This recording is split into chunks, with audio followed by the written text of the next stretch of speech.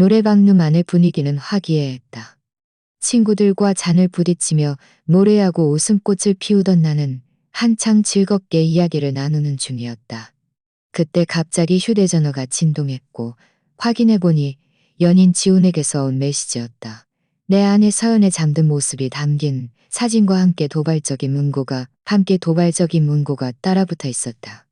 그녀는 평화롭게 잠들어 있는데 당신은 여기에서 즐겁게 웃군요.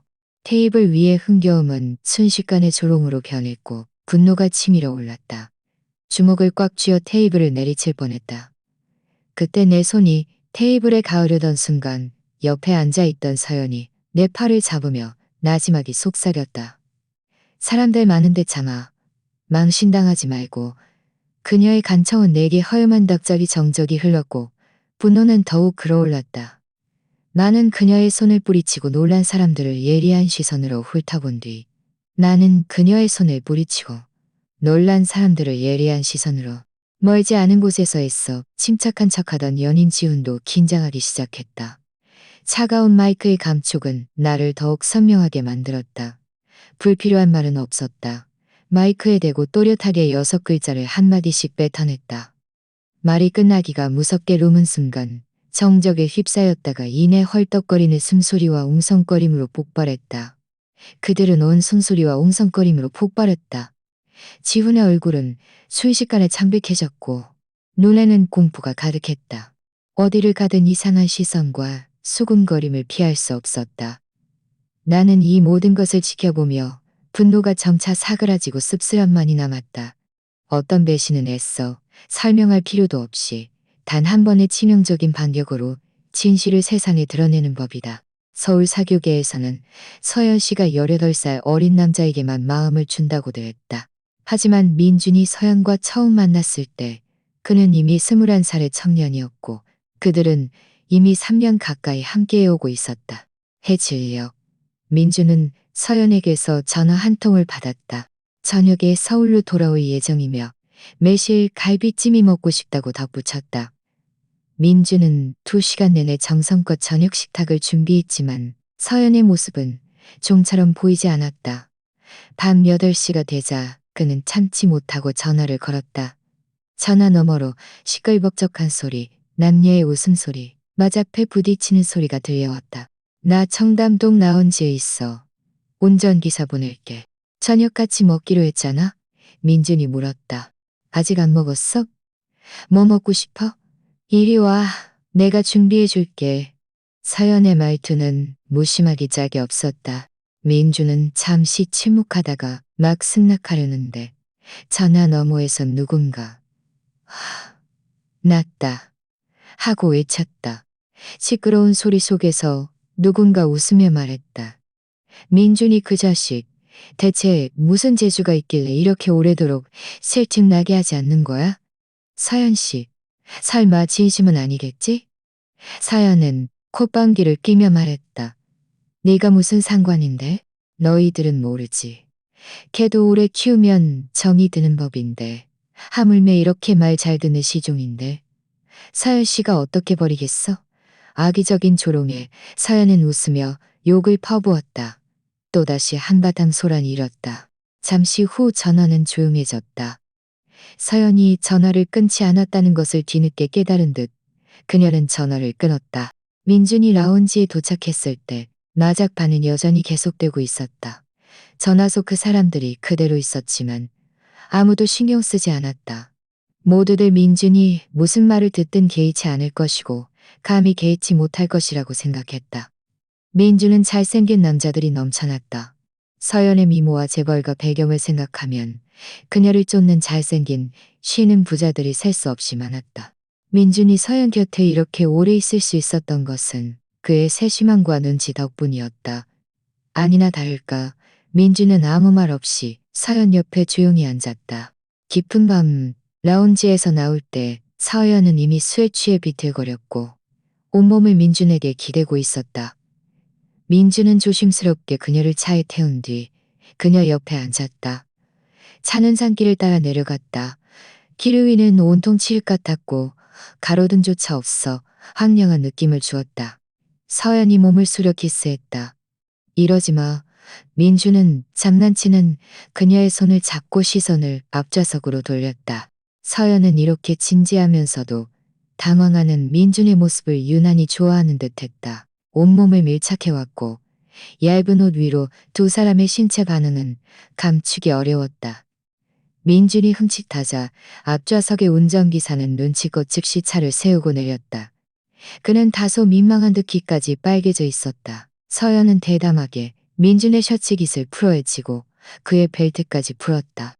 30분 후 차 안은 다시 평온해졌다. 민준이 셔츠를 입자 손목이 서늘해졌다. 서연이 그에게 시계를 채워주었다. 생일 선물이야. 서연이 웃으며 말했다.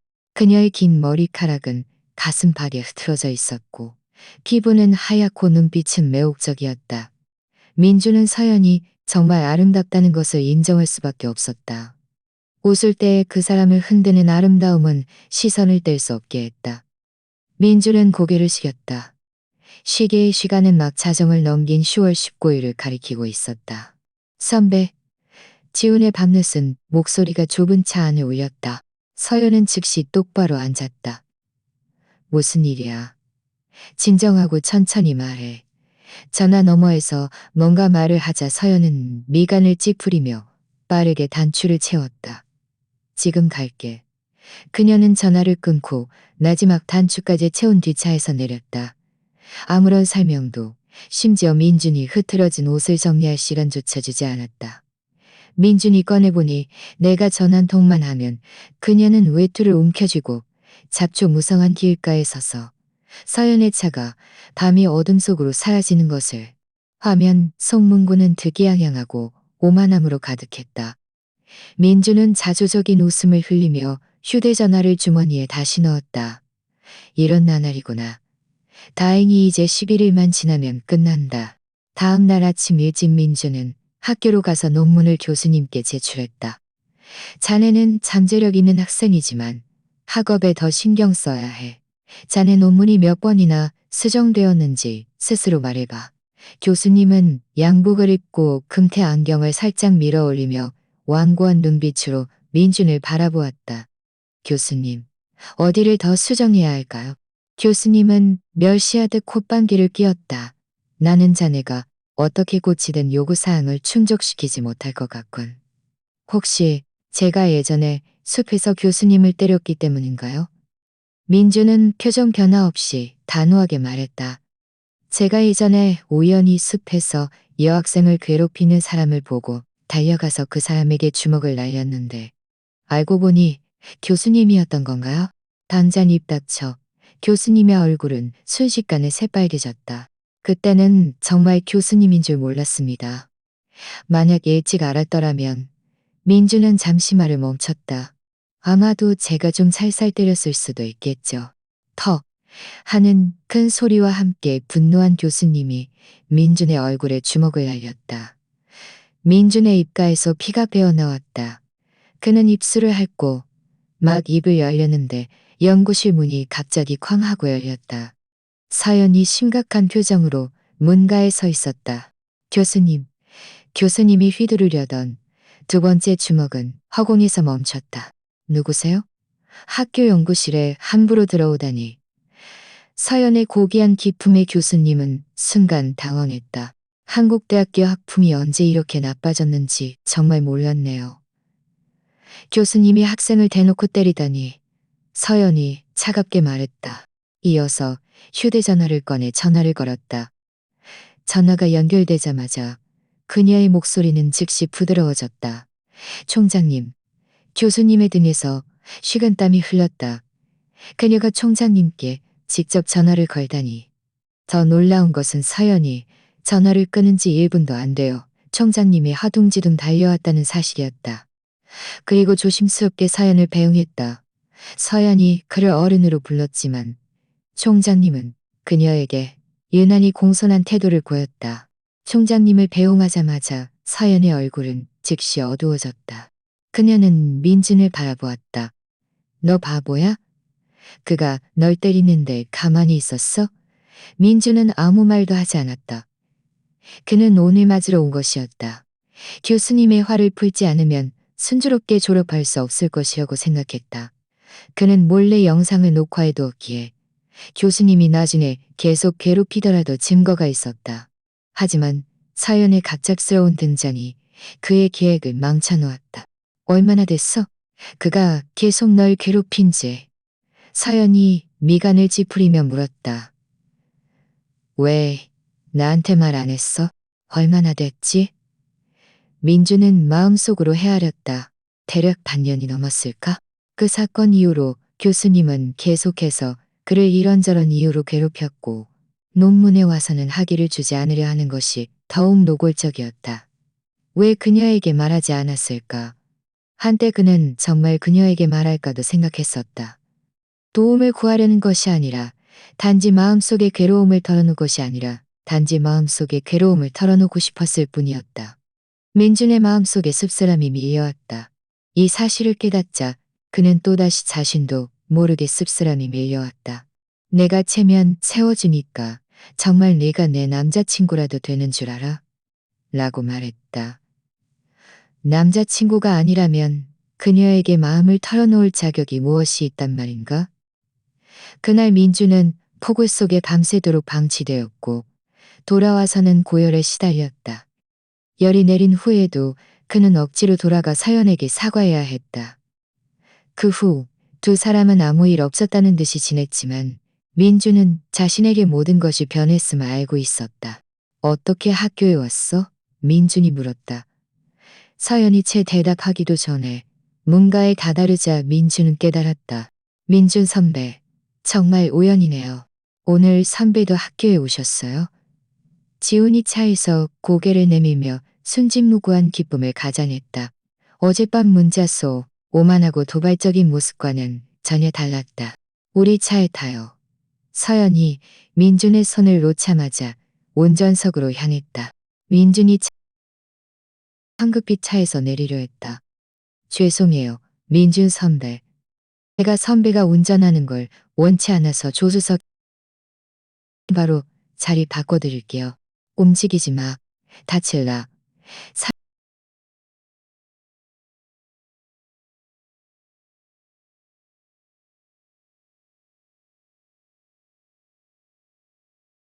사연은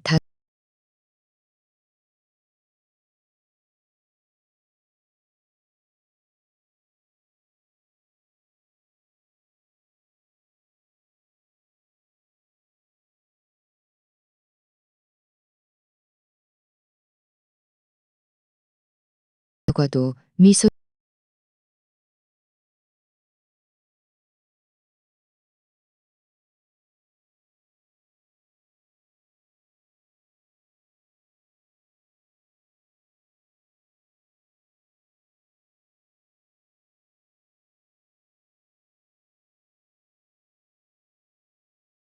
일이 많아.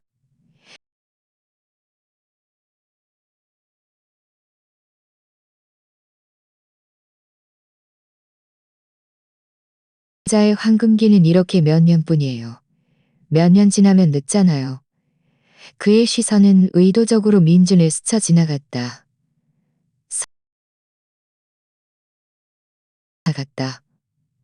서연은지 민준은 창밖을 바라보며였다. 지우는 서연에게 자신의 입학 이야기를 하기 시작했고 서연은 드물게 인내심을 가지고 경청했다. 그는 약간의 속셈을 가지고 일부러 순진한 말을 했고 서연은 항상 그의 말을 인내심 있게 들어준 뒤 그의 목덜미에 가볍게 키스하곤 했다. 그때 그녀의 키스는 가볍고 부드러웠다. 중에도 그녀는 항상 그에게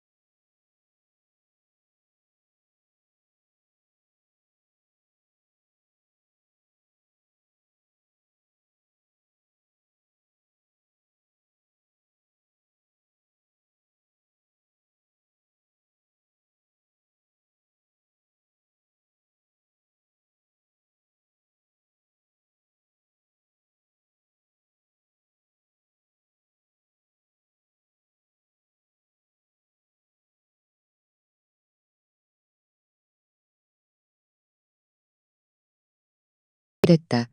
고마워요.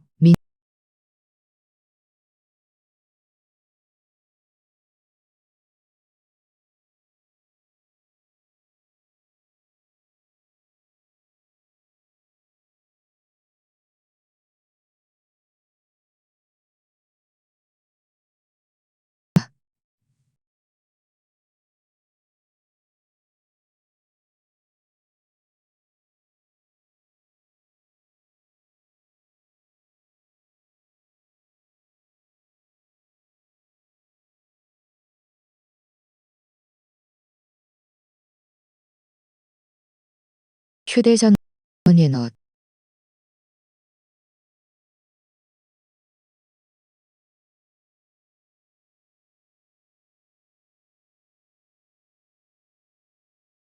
서연이 재빨리 그를 부축했다. 서연 선배, 괜찮아요. 제가 천천히 걸을게요. 민준이 차에서 내리자 서연이 지훈의 팔을 자신 안고 그를 부축하 득이안녕한 시선을 보냈다. 예전 같았으면 이런 상황에서 민준은 슬펐겠지만 티낼 수 없어 끊임없이 자신을 억눌렀을 것이다. 지금은 그저 평온하게 심지어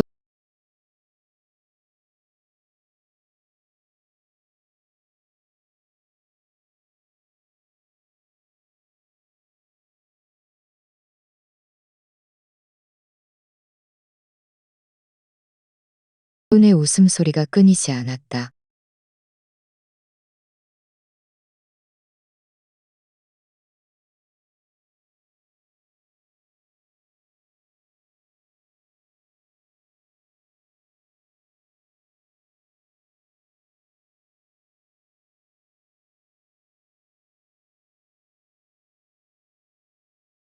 원 보내줘.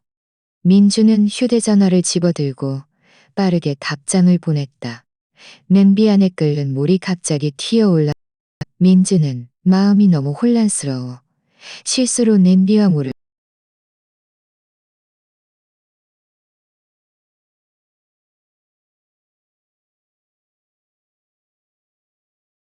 주는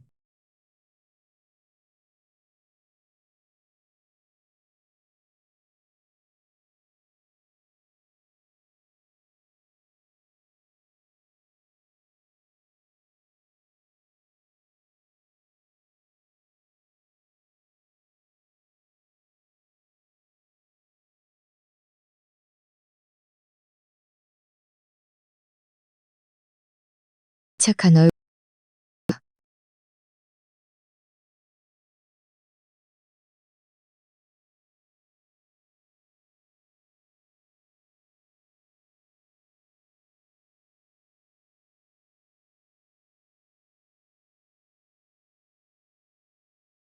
밖으로 나 우리 병원에 갔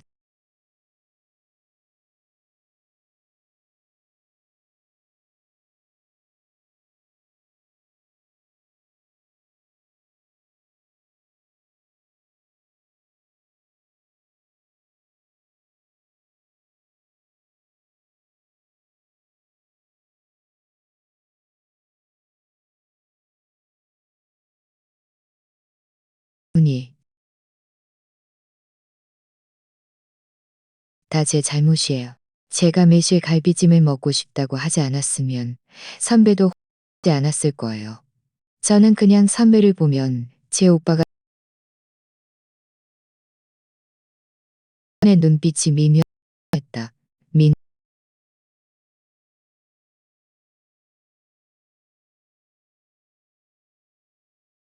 지우는 계속 울먹였다. 생각이 짧았어. 삼 사람을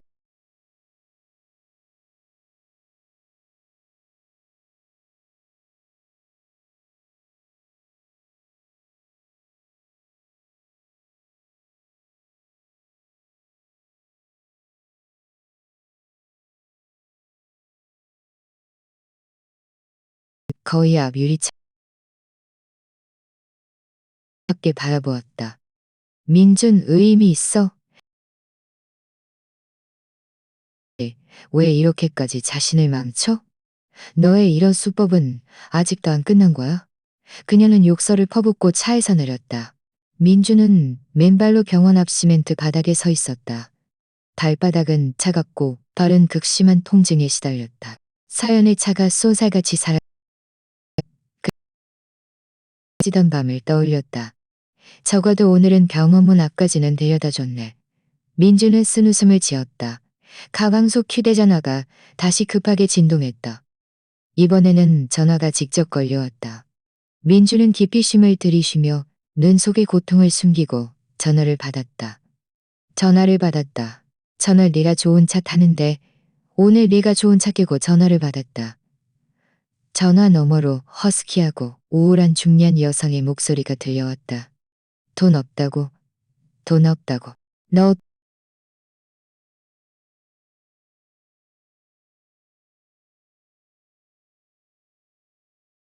일 뿐이겠지.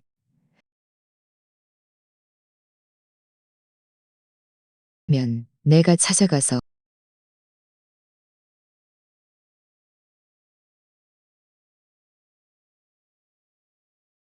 매달 4년역만 원매에는 한 푼도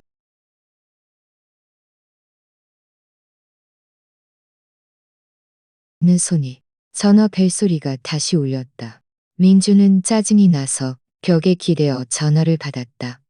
너희들 장난치는 거야 뭐야? 뭐야? 민준 선배. 전화에서 지훈의 겁먹은 목소리가 들려왔다. 저는 그냥 선배가 좀 걱정돼서요.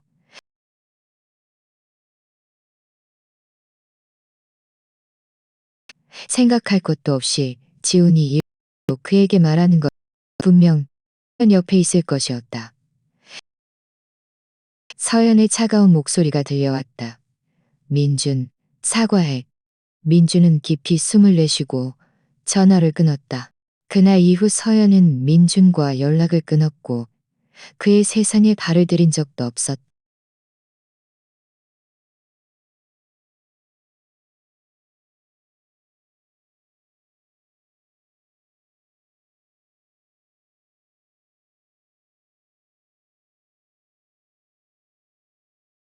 며 각 신도 좀 게으름을 피우기로 결심했다.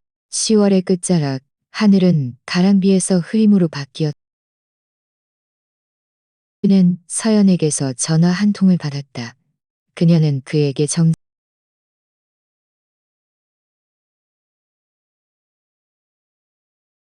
는 그녀의 절친 하준의 생일 파티하는 것을 마음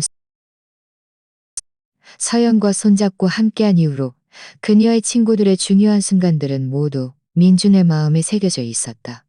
민준은 말없이 지난번 다툼에 대해 언급하지 않았다. 민준의 말은 말없이 지난번 다툼에 대해 언급하지 않았다. 그녀는 거만하게 서연의 팔짱을 끼고 민준 곁을 지나갈 때 그의 얼굴에 시선을 잠시 멈췄다가 이내 격렬하듯 시선을 돌렸다. 하준 씨, 선물은 이미 하준 씨 손에 전달되었으니 나는 오래 머물지 않을게요. 젊은이들이 노는데 불편할까봐. 서연의 어머니가 떠난 후 민주는 지훈이 갑자기 나타나는 것을 보고 서연이 오늘 그를 부른 목적을 깨달았다. 사격의 사람들은 민준이 서연 곁에 그렇게 오래 있을 수 있었던 것은 그녀의 어머니에게 공개적으로 질책당한 적이 없기 때문이라고들 했다. 물론 그녀가 그를 좋아해서가 아니라 그저 그를 못 본 척했기 때문이었다. 서연이 오늘 그를 부른 것은 지훈 대신 방패막이가 되어 서연 어머니의 분노가 민준에게 향하도록 하여 지훈이 공경에 처하는 것을 막기 위함이었다. 민준은 말없이 웃었다. 서연은 어머니를 배웅한 뒤 곧장 지훈에게로 갔다. 지훈은 흰색 예복에 검은 넥타이를 메고 다소 겁먹은 듯 보였지만 호기심 가득한 눈은 참지 못하고 주위를 두리번거렸다. 서연은 그를 바라보았고 그녀의 눈에는 빛이 반짝이는 듯했다. 한 웨이터가 쟁반을 들고 지나가다가 실수로 지훈과 부딪혔다. 쟁반이 넘어지려 하자 서연은 재빨리 달려들어 지훈의 팔을 젓고 그를 끌어당겼다. 술잔이 바닥에 떨어지며 맑은 소리를 냈고 모든 사람의 시선을 끌었다. 지훈은 겁에 질려 얼굴이 창백해졌고 서연의 손을 꽉 잡으며 공포에 질린 목소리로 말했다. 서연 선배, 저 혹시 사고 친 건가요? 너무 민망해요. 제가 바로 치울게요. 지우는 황급히 쪼그려 앉아 바닥에 파편을 치우려다가 갑자기 하고 소리치며 손을 움켜쥐었다. 서연은 긴장한 얼굴로 그의 손을 들어 확인했다. 바닥에 쪼그려 앉아있던 웨이터는 이미 혼비백산하여 끊임없이 사과하며 바닥의 잔해를 치우고 있었다. 민주는 뒤에서 누군가 웃는 소리를 들었다. 정말 강물 뒷물이 앞물을 미는구나. 그 사람은 민준 앞에서 비웃었고 지훈과 서연의 친구들 모두를 비웃었다.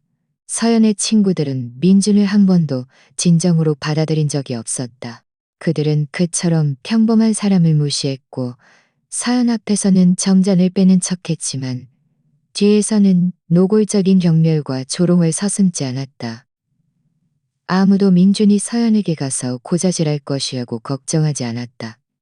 민준이 서연 곁에 그렇게 오래 있을 수 있었던 것은 순종과 아첨 덕분이었다. 민준은 바람을 쐬러 밖으로 나갔다. 수영장은 맑고 아무도 없었다. 실내에서 가져온 따뜻함은 금세 사라졌고 그는 온몸이 차가워지는 것을 느꼈다. 민준은 술 2잔을 마시고 막 몸이 따뜻해지는 것을 느꼈을 때 지훈이 밖으로 나왔다. 지훈은 얼굴이 붉게 달아올랐고 술에 취한 듯 보였다. 손에 와인잔을 들고 비틀거리며 다가왔다. 민준 선배, 할 말이 있어요. 민준은 무의식적으로 뒤로 물러나 그와 거리를 두었다. 이런 수작 부리지 마. 지훈은 오히려 더 가까이 다가와 그의 귓가에 속삭였다. 만약 저와 선배가 동시에 물에 빠지면 서연 선배가 누구를 구할 것 같아요? 하는 큰 소리와 함께 민주는 수영장으로 떠밀려 들어갔다. 물은 뼈를 애는 듯 차가웠다. 민준의 배는 얼음물로 가득 찬 듯했고 돌처럼 무거운 양복은 그를 계속 아래로 끌어당겼다. 그는 발버둥침에 떠오르려 했지만 지훈이 그를 꽉 붙잡고 계속 물속으로 밀어 넣었다. 그는 수면으로 떠오를 수도 바닥에 닿을 수도 없었다. 심장이 천둥처럼 울렸다. 민주는 숨이 막힐 것 같았다. 그는 온 힘을 다해 지훈에게서 벗어났고 마침내 발버둥치는 와중에 발끝이 바닥에 닿았다. 그는 온 힘을 다해 발바닥에 닿았다. 그는 온 힘을 다해 간신히 수면 위로 올라왔다. 수영장 가장자리에는 와준이 수면 위로 올라왔다.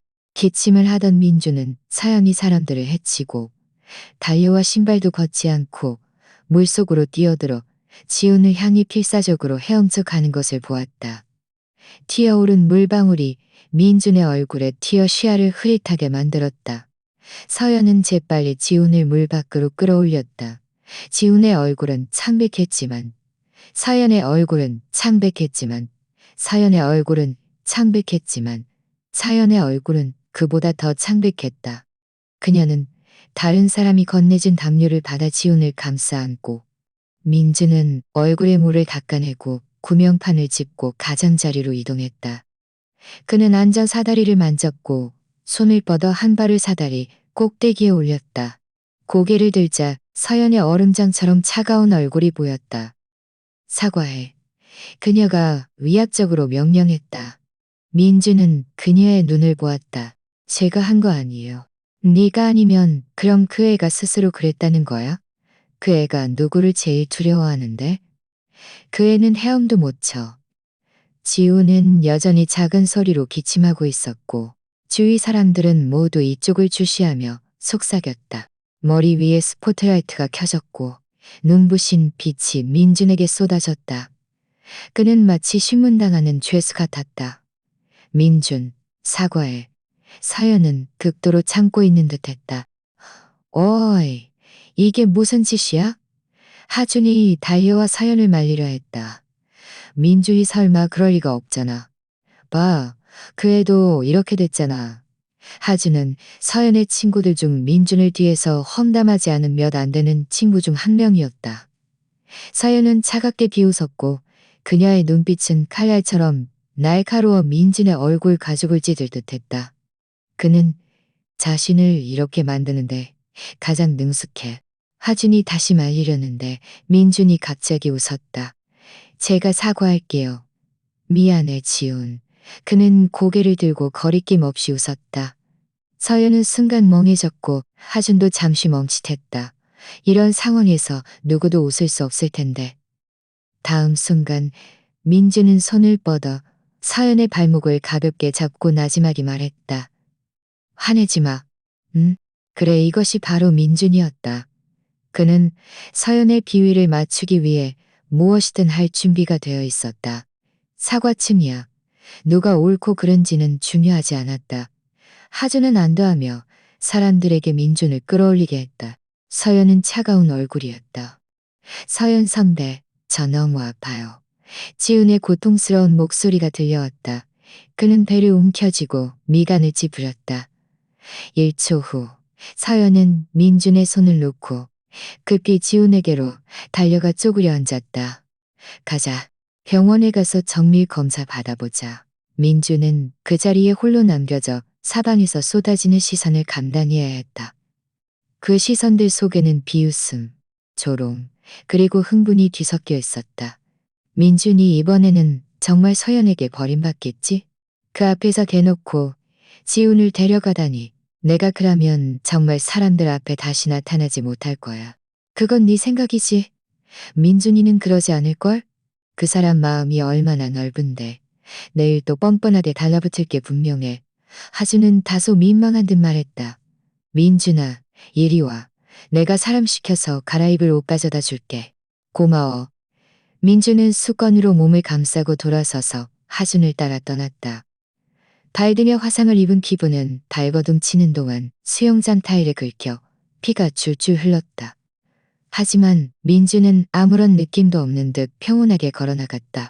길라로 돌아왔을 때는 이미 밤 11시가 넘었다. 민준은 2층으로 올라가 옷을 갈아입고 옷장에서 낮에 미리 정리해둔 여행 가방을 꺼냈다. 거실로 내려오자 소리를 들은 박 아주머니가 나왔다. 이 모습을 본 그녀는 물었다. 도련님, 이렇게 늦은 시간에 어디 가세요? 민주는 웃으며 말했다. 박 아주머니, 3년 동안 돌봐주셔서 감사했습니다. 안녕히 계세요. 벽에 걸린 시계가 12시를 가리키며 묵직한 소리를 냈다. 끝났다. 모든 것이 끝났다. 민주는 여행 가방을 끌고 대문을 나섰다. 마치 홀린 듯 걸어가는데 그때 휴대전화가 울렸다.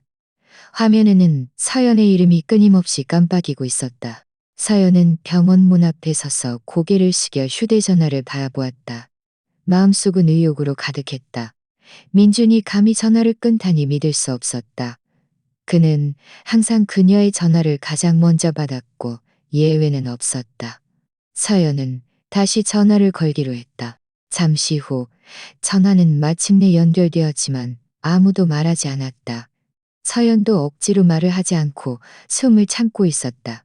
전화에서는 두 사람의 숨소리만 들릴 뿐 분위기는 유난히 기괴했다. 서연은 문득 민준의 발이 떠오르자 마음이 약해졌다.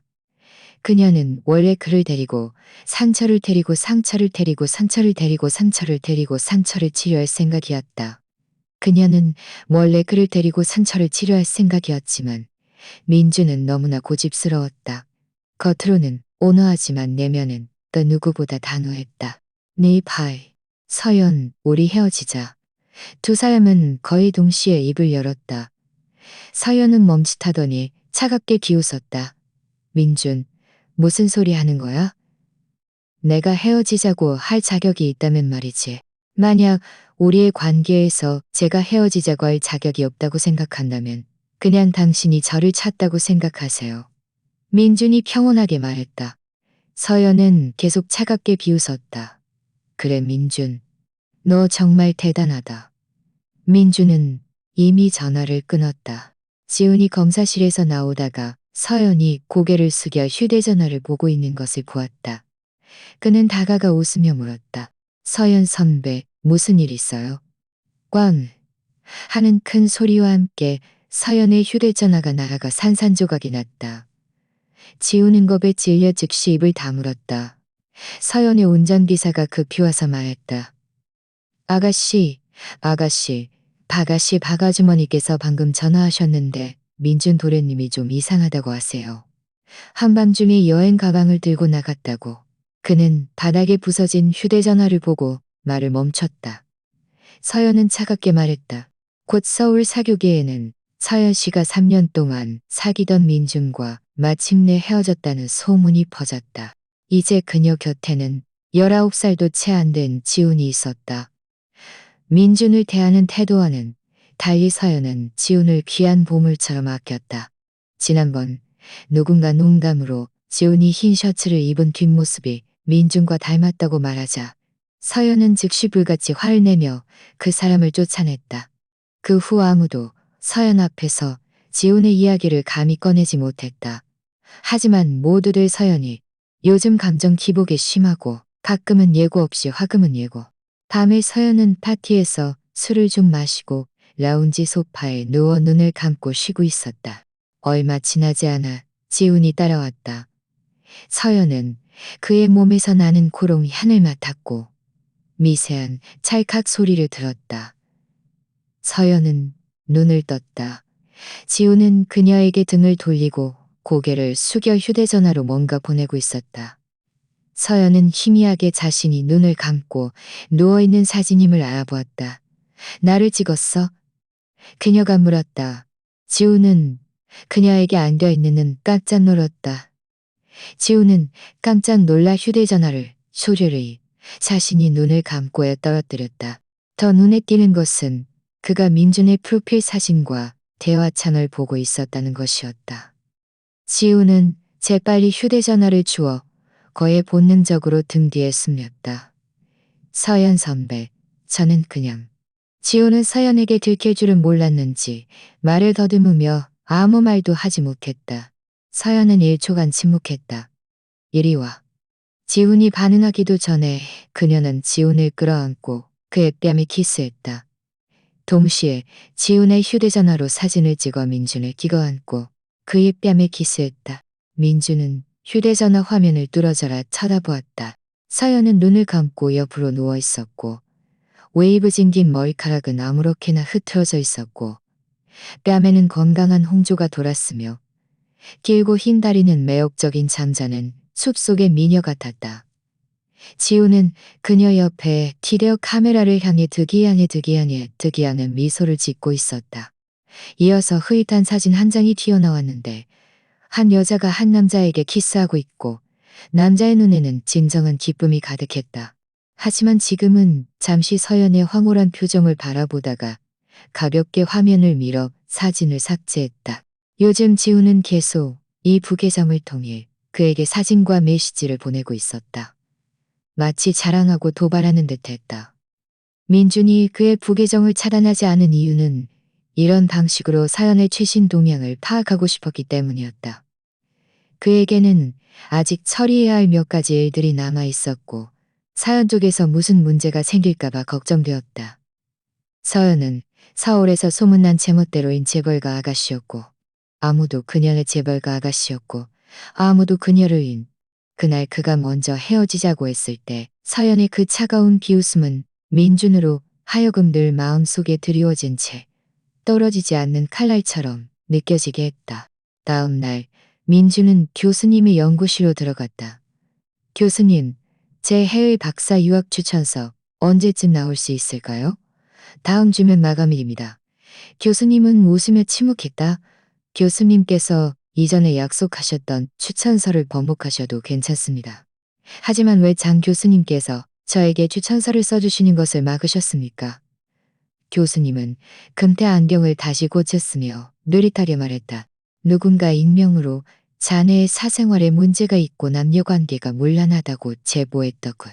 박사 과정 중에 연애를 하면 안 된다는 규정이라도 있나요? 서연 씨와 연애하는 걸 스폰 관계라고 이렇게 고상하게 말하다니. 중년 남자가 비웃었다. 만약 정말 남녀친구 사이였다면 그녀가 왜 추천서 같은 일도 해결해주지 못해서 자네가 이렇게 비굴하게 나에게 부탁하러 오게 만드나? 교수님의 얼굴이 어두워지더니 갑자기 일어서서 민준에게 다가왔다. 서연 아가씨가 실컷 놀다가 자네를 찾다는 걸 내가 모를 줄 알아. 이제 배경도 없으면서 감히 나에게 정잠 빼는 척해. 이전에 총장님에게 호되게 꼬중을 듣고 강등당했던 경험을 떠올리며 교수님의 마음은 분노로 가득 찼다. 그는 민준의 머리카락을 움켜쥐었다. 차라리 지금 나에게 무릎 꿇고 빌어봐. 그는 민준의 귓가에 바싹 다가와 뜨거운 숨을 내쉬었다. 나는 뭐든지 받아들일 수 있어.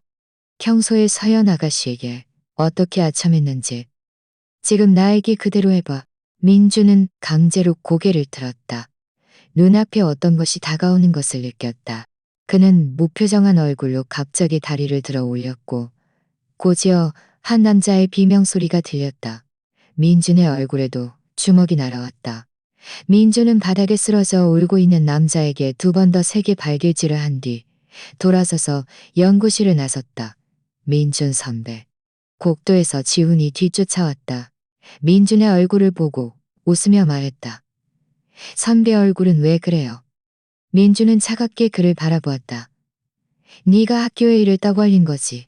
만약 누군가 고의로 정보를 누설하지 않았다면 교수님 쪽에서는 전혀 알 수 없었을 것이다. 그날 밤 서연은 술에 취해 있었다. 평소에는 술 조절을 잘해서 그저 살짝 취하는 정도였는데 그날은 술이 너무 독했는지 아니면 누군가 너무 심하게 권했는지 절반도 마시지 않았는데 머리가 어지럽고 속이 울렁거렸다. 그녀는 휴대전화를 하준에게 던지며 말했다. 민준에게 전화해. 하준에게 전화해서 나 데리러 오라고 해. 말이 끝나기가 무섭게 주위가 갑자기 조용해진 듯했다. 그녀는 고개를 들어보니 하준이 그녀해진 듯했다. 빨리. 다른 친구가 휴대전화를 빼앗아 웃으며 말했다. 민준이 말이지. 전화 한 통이면 해결될 거야.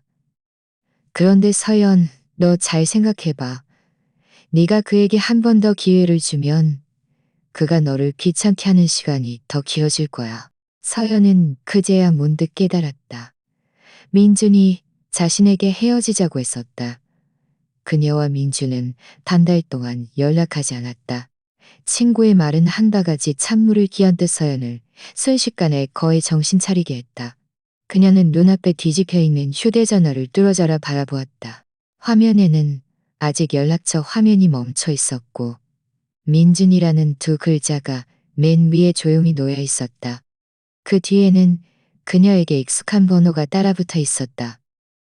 반 달 동안 그녀는 의도적으로 지훈으로 모든 공백을 채웠고 접대와 파티로 신경을 마비시켰다.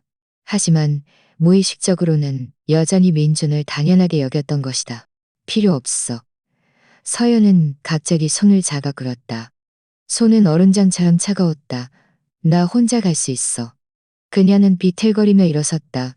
발걸음은 불안했고 속은 더욱 울렁거렸다. 하준이 황급히 그녀를 부축했다. 이런 식으로 어떻게 운전해? 내가 데려다 줄게. 필요 없어. 서연은 그의 손을 뿌리치고 곤중을 훑어보았다.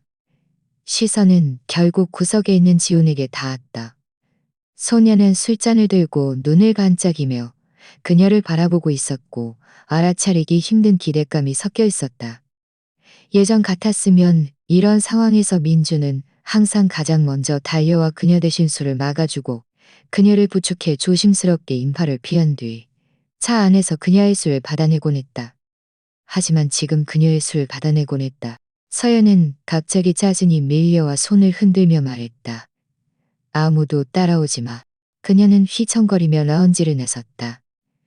바람이 얼굴에 불어와 늦가을의 차가움을 실어날렸고 그녀는 몸을 떨었다.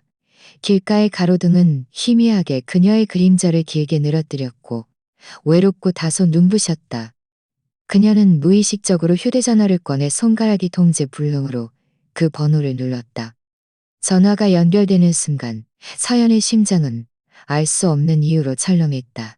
하지만 그녀가 입을 열기도 절렁했다. 전원이 꺼져 있다고? 민주는 한 번도 휴대전화를 끈 적이 없었다. 예전에는 아무리 밤늦은 시간이라도 아무리 냉전이 심할 때라도 그의 휴대전화는 항상 켜져 있었다. 서연은 휴대전화를 쥐고 길가에 서서 갑자기 웃기 시작했다. 웃다가 눈물이 뚝뚝 떨어졌다. 그녀는 3년 전 그 비 오는 밤을 떠올렸다. 그녀는 집과 싸우고 뛰쳐나왔을 때 온몸이 비에 젖어 있었다. 민주는 그녀의 전화를 받고 전동 스쿠터를 타고 도시를 가로질러 그녀를 데리러 왔다.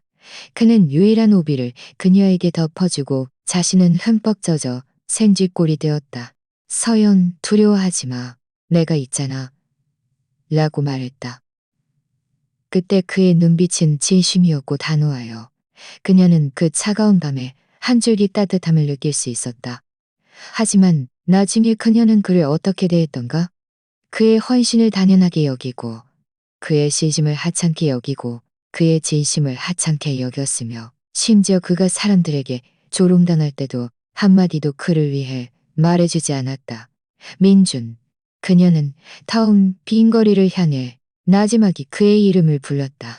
차가 출발할 때 그녀는 백미러로 지훈이 뒤쫓아와 길가에 서서 당황하고 아쉬워하는 얼굴을 보았다. 서연은 눈을 감았다. 마음속으로 처음으로 후회가 밀려왔다. 민주는 일부러 휴대전화를 끈 것이었다. 그는 방금 교수님의 골치 아픈 일을 처리했고 얼굴의 상처는 여전히 은은하게 아려오는데 그때 휴대전화로 낯선 번호에서 문자 메시지가 왔다. 지훈이 부계정으로 보낸 것이었다. 서연이 라운지에서 취해 있는 사진과 함께 서연 선배가 술에 취해 제일 먼저 떠올린 사람은 역시 당신이더군요. 아쉽게도 당신은 이제 자격이 없어요. 민주는 메시지를 보자마자 휴대전화를 꺼버렸다. 그는 더 이상 이 사람들에게 시달리고 싶지 않았다. 그의 시간은 많지 않았다. 추천서 문제를 빨리 해결해야만 했다. 다음 날 아침 일찍 민주는 병원에 가서 얼굴의 상처를 치유했다. 돌아왔을 때 그는 기숙사 아래에서 서연의 운전기사를 보았다. 민준 도련님, 아가씨께서 모셔오라고 하셨습니다. 운전기사가 공손하게 말했다. 그녀에게 바쁘다고 전해줘요. 민주는 그를 지나쳐 앞으로 걸어갔다. 민준 도련님, 운전기사가 그를 막아서며 다소 난처한 표정으로 말했다. 아가씨께서 어젯밤 술을 너무 많이 드셔서 계속 도련님 이름을 부르셨다고 합니다. 오늘 아침에 일어나니 고열이 나서요. 도련님께서 좀 가보세요. 민주는 걸음을 멈췄지만 마음속에는 아무런 동요도 없었다. 그는 예전에 서연이 가벼운 감기에 걸렸을 때도 밤새도록 그녀 곁을 지키며 체온을 낮춰주고 그는 의자에 손을 뿌리치고 뒤돌아보지 않고 기숙고 생강차를 끓여주었던 것을 떠올렸다. 하지만 시그널 뿐이었다. 됐어요. 기숙사로 돌아온 민주는 컴퓨터를 켜고 신청 서류를 정리하기 시작했다. 그는 교수님의 추천서 없이는 해외 박사 유학이 하늘의 별 따기만큼 어렵다는 것을 알고 있었지만 포기하고 싶지 않았다. 바로 그때 그의 휴대전화가 울렸다. 장 교수님에게서 온 전화였다. 장 교수님에게서 온 전화였다. 장 교수님의 추천서가 놓여 있었고 그 위에는 교수님의 말투는 다소 심각했다. 민주는 마음속으로 불안해하며 교수님이 또 뒤에서 무슨 힘이 또 뒤에서 무슨 힘이 또 뒤에서는 이게 뭐죠? 민주는 멍해졌다. 자네 그 교수님이 오늘 아침에 갑자기 나를 찾아와 이 추천서를 건네주고 지난번 일에 대해 나에게 사과까지 했네. 장 교수님이 그를 바라보며 말했다. 그가 자네를 오해했다고 하더군. 자네의 인품과 학문적 능력에는 아무런 문제가 없다고. 민주는 얼굴에 의욕이 가득했다. 그는 자신을 계속 괴롭히던 그 교수님이 어떻게 갑자기 태도를 바꿀 수 있었는지 도무지 이해할 수 없었다. 그가 연구실을 나서서 멀지 않은 복도에서 서연의 운전기사가 교수님과 뭔가 이야기하며 두툼한 봉투를 건네는 것을 보기 전까지는 말이다. 민주는 깨달았다. 서연이었다. 그녀는 여전히 자신이 가장 잘하는 방식, 즉 돈과 권력으로 문제를 해결했던 것이다. 민준의 마음은 오묘하고 복잡했다. 그는 서연에게 빚지고 싶지 않았지만 이 추천서가 자신에게 얼마나 중요한지 인정할 수밖에 없었다. 그는 휴대전화를 꺼서 전원을 켜고 서연에게 문자 메시지를 보냈다. 추천서일, 고마워. 돈은 최대한 빨리 갚을게. 곧 서연에게서 답장이 왔다. 갚을 필요 없어, 민준. 우리 잘 얘기해 볼 수 없을까? 민준은 그 문자 메시지를 보고 오랫동안 침묵했다. 결국 답장을 보냈다. 그럴 필요 없어. 그는 휴대전화를 끄고 모든 에너지를 신청에 쏟아부었다. 그는 이곳을 완전히 떠나야만 진정으로 새로운 삶을 시작할 수 있다는 것을 알고 있었다. 일주일 후 민주는 해외 대학의 합격 통지서를 받았다. 그는 통지서를 들고 마음속으로 만감이 교차했다. 이 모든 길을 걸어오면서 수많은 어려움과 서러움이 있었지만 다행히 그는 마침내 해냈다. 그는 짐을 정리하고 서울을 떠나 아무도 자신을 모르는 곳에서 새로운 시작을 할 생각이었다. 떠나기 전날 민주는 예전에 서연과 함께 살던 빌라에 들렀다. 박 아주머니, 물건 좀 가지러 왔어요. 민주는 웃으며 말했다. 그는 침실로 들어갔다. 안의 모든 것은 여전히 예전과 같았지만 그의 물건 몇 가지는 없었다. 그는 침대 옆 탁자의 서랍을 열어 안에 있는 사진첩을 꺼내려다가 뜻밖에도 노트를 발견했다. 그것은 서연의 노트였다. 그는 잠시 망설이다가 노트를 펼쳤다. 노트에는 서연의 마음이 기록되어 있었다. 그들이 처음 만난 날부터 시작되었다. 오늘 민준이라는 아주 재미있는 남학생을 만났다. 그는 아주 진지해 보이지만 도서관에서 몰래 만화를 보고 있었다. 너무 귀여워. 민준이 나에게 매실 갈비찜을 만들어줬다. 맛이 정말 좋다. 우리 엄마가 만든 것보다 더 맛있어. 누군가 나를 위해 직접 요리를 해주는 건 이런 기분이구나. 절친이 내가 민준의 몸을 좋아하는 것뿐이라고 말했다. 나는 너무 화가 났다. 그들은 모른다. 나는 그를 정말 좋아한다. 그의 세심함을 좋아하고 그의 다정함을 좋아하고 그가 나를 보는 눈빛을 좋아한다. 하지만 나는 말할 용기가 없다. 거절당할까봐, 그를 잃을까봐 두렵다. 민준이 다른 여자와 이야기하는 것을 보았다. 마음이 너무 아팠지만 나는 아무렇지 않은 척할 수밖에 없었다. 나는 냉담함과 제멋대로임으로 나의 불안감을 감추려 했지만 그를 점점 더 멀리 밀어낼 줄은 몰랐다. 지우는 예전의 민준과 많이 닮았다. 순진하고 열정적이지만 그는 민준이 아니다. 그와 함께 있으면 항상 뭔가 부족한 느낌이다. 민준, 나는 정말 너를 잃은 것 같다. 민준은 노트를 한 장 한 장 넘겨 읽었고 자신도 모르게 눈물이 뚝뚝 떨어졌다. 서연이 그가 상상했던 것처럼 그를 이용하고 신경 쓰지 않았던 것이 아니었다.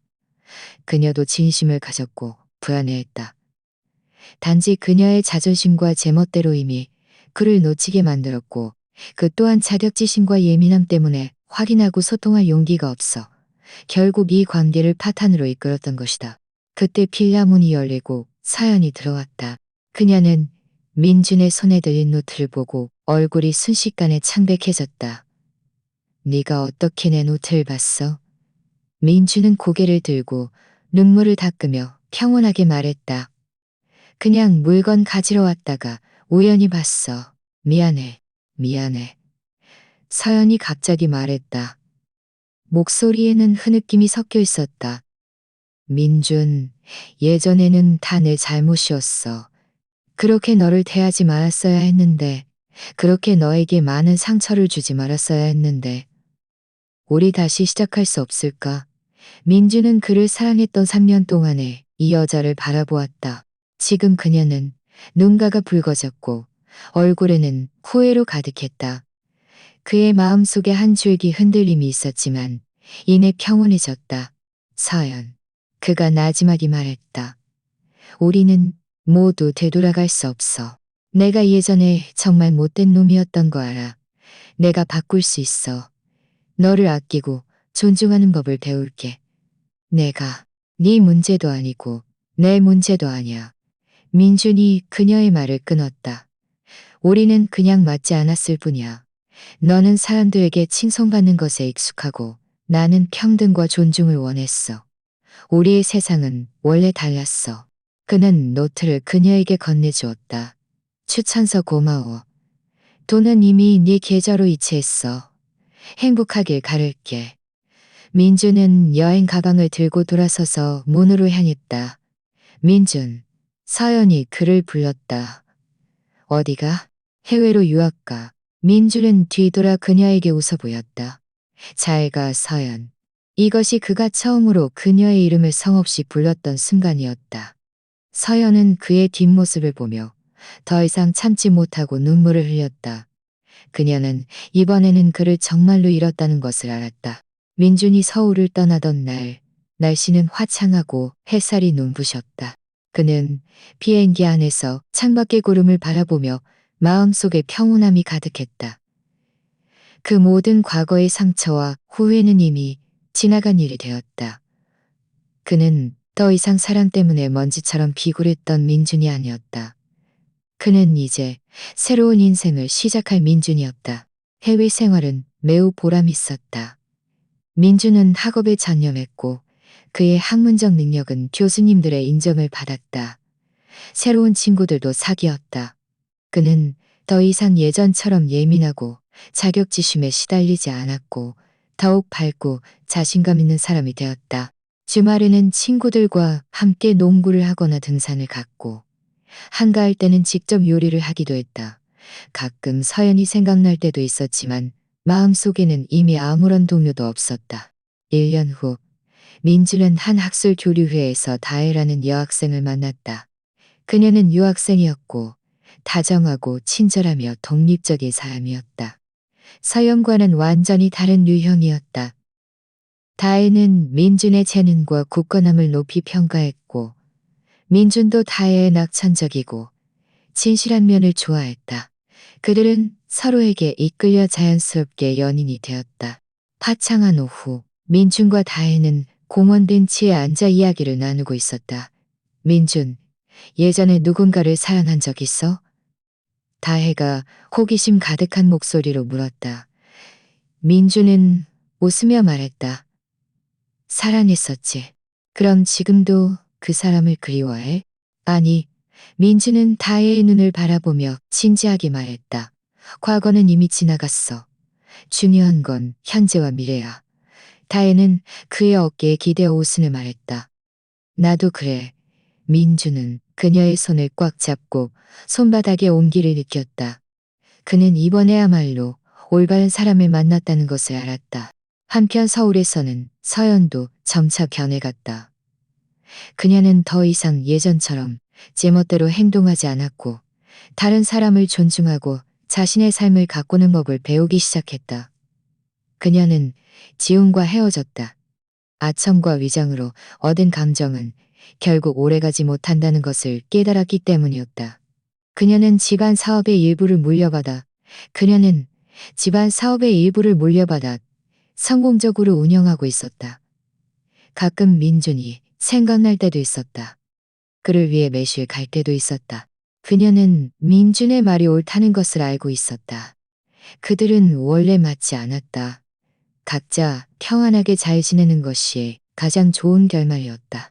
어느 해질녘 서연은 혼자 예전에 민준과 자주 가던 그 레스토랑에 가서 매실 갈비찜을 주문했다. 맛은 좋았지만 예전과 같은 느낌은 더 이상 없었다. 그녀는 창밖의 석양을 바라보며 입가에 미소를 띄었다. 어쩌면 어떤 사랑은 성장을 위한 것이었고 그 놓쳐버린 사람들, 그 아쉬운 일들은 모두 삶에서 가장 소중한 추억이 되어 우리에게 눈앞의 사람을 소중히 여기고 자신을 잘 사랑하라고 일깨워주는 것일지도 모른다. 민주는 해외에서 학업을 순조롭게 마치고 현지 대학의 교수로 임용되었다. 그는 다혜와 결혼하여 행복한 가정을 꾸렸다. 가끔 서울에서 소식이 들려와 서연이 잘 지낸다는 것을 알면 마음속으로 그녀를 기뻐했다. 그는 마침내 진정한 내려놓음은 있는 것이 아니라 과거를 담담하게 마주하고 현재의 행복을 소중히 여기는 것임을 깨달았다. 그 모든 과거의 상처는 성장의 밑거름이 되어 그를 인생의 길 위에서 더욱 빛나게 했다.